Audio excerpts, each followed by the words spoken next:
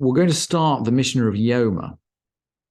Yoma is Aramaic. The A at the end of the word Yom means the. It's the definite article. So Yom is day, and Yoma is the day.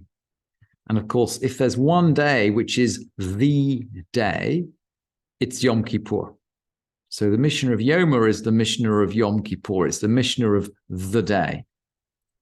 And usually when I bring a new tractate, I bring just a couple of verses that from Chumash that the Torah uses to learn out the halachot. And in the case of Yoma, of course, there's a whole chapter, the 16th chapter of Vayikra, describes the whole of the order of sacrifice on Yom Kippur. And I just put it at the beginning of the source sheet for reference, but it's too long probably to go over in detail. But it's worth mentioning that there's a sense of danger.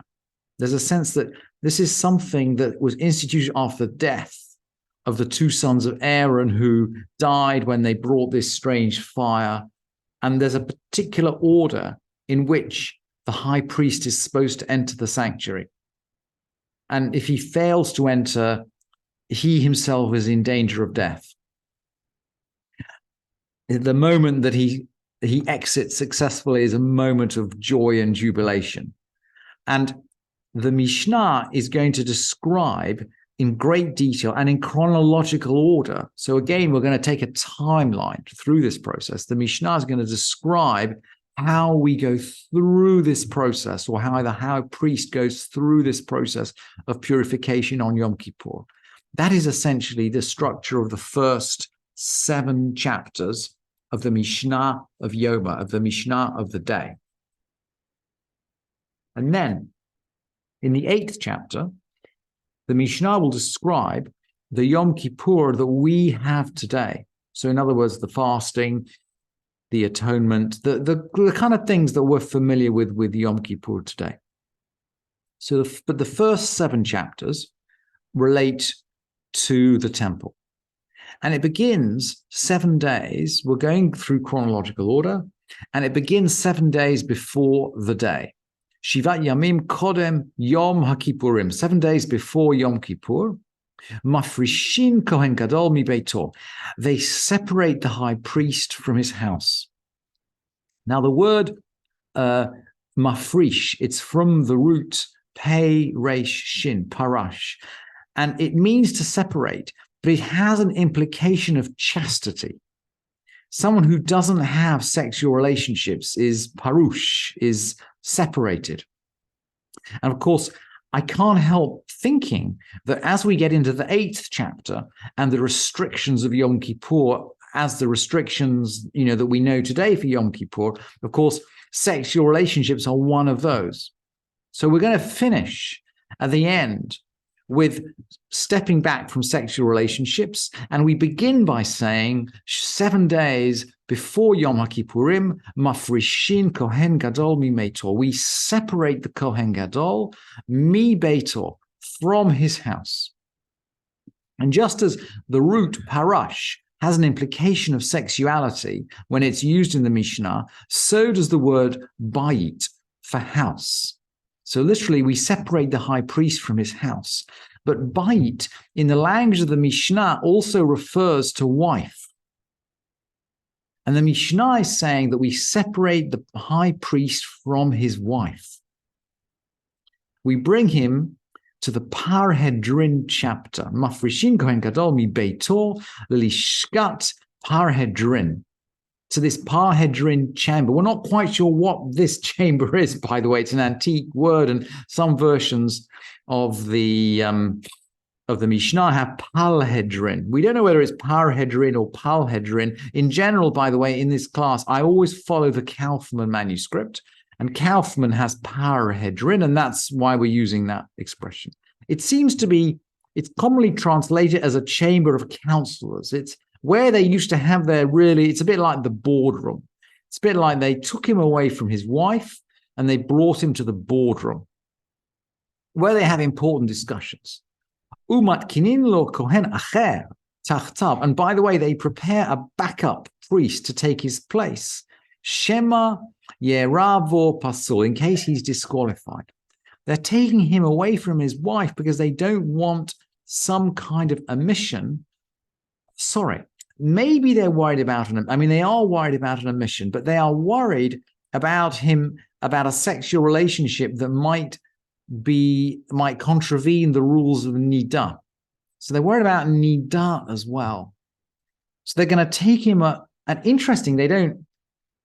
one route they could take is to rely on his wife. And that certainly is the route that the Talmud takes. But the Mishnah seems to be saying, we can't even rely on his wife. We take him away from his wife completely. We sequester him in this boardroom in case he's disqualified, because we don't want him to be tameh on Yom Kippur. It takes 7 days of sprinkling and anointing. It takes 7 days for him to stop being tameh. So we take him away 7 days before Yom Kippur. And in case that should happen, we prepare a backup high priest. And Rabbi Yehuda Omer, Af isha acheret matkinin lo. They even prepare for him another wife. Shema tamut ishto, because in case his wife dies. Why? Because the pasuk, and now we're going back to the 16th chapter of Vayikra, the pasuk says, Shen emar vechiper ba'ado va'ad beito. He shall make atonement for himself and his house. Uva'ad beito zo ishto. His house, this refers to his wife. So we're reading explicitly in the Mishnah that his house is his wife. And that means that if for some reason his wife doesn't exist, he can't make atonement. So Rabbi Yehuda says they prepare another wife for him. And the Talmud has a complicated way of marrying her on condition that, anyway, they prepare another wife for him. And but the sages don't accept it. Amrulo, he said to him, there'd be no end to it if you've got to prepare another wife. What if the second wife dies? Maybe you'd have to prepare a third wife or a third kohen.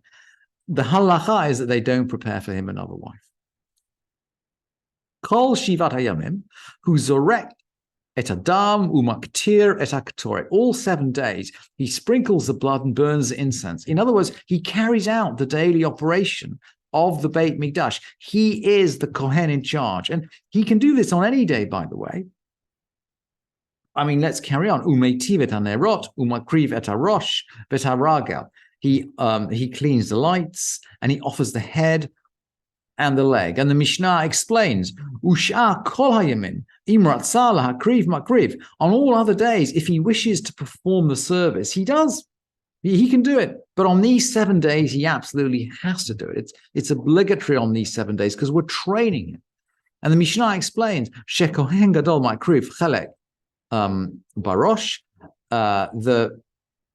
The Kohen Gadol has priority in choosing to sacrifice any particular portion. V'notel chelek barosh, and he's got priority in taking a particular portion. So the Kohen Gadol may do this at any time, but it seems as though we're trying to get him into practice. And it's well known, and we'll find out in the next Mishnah, that the Kohen Gadol was not necessarily a Talmid Chacham, and not necessarily very expert. There were years when the Kohen Gadol would change every single year. They didn't last very long. You would be able to buy the office of Kohen Gadol. It's a bit like buying I don't know whether there are states where you can buy being a judge. In London, certainly you can buy being a member of the House of Lords. The price for being in the House of Lords is £3 million. It's well known. But in those days, you could buy being the Kohen Gadol. So we're dealing with someone who wasn't necessarily expert in carrying out the sacrifices and not necessarily knowledgeable. And yet the whole of the house of Israel depends on him for their atonement to do it the right way. So they set aside these 7 days to train him and to educate him. The Mishnah goes on, Masrulo zekenim mizignei beit din. They send to him elders from the elders of the court. So the elders from the Beit Din go and they educate him. Ve'koren lefanav v'seder hayom, and they read before him the order of the day. Again, you get the sense that maybe he doesn't know the order of the day. Maybe he can't read. Maybe he can't read. We're not quite sure. They omrim lo, and they say to him, Ishi Kohen Gadol, my Lord High Priest, Kra ata b'ficha. Why don't you try and read it with your own mouth?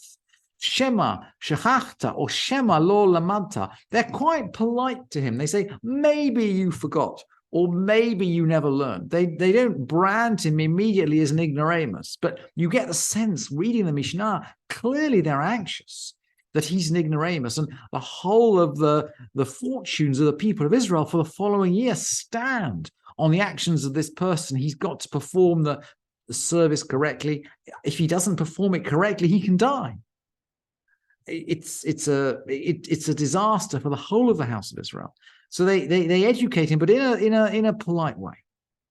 Erev Yom Kippurim, Shacharit, on the day before Yom Kippurim, at Shacharit, in the morning, Ma'amidin oto b'shar Mizrach, they stand him at the eastern gate.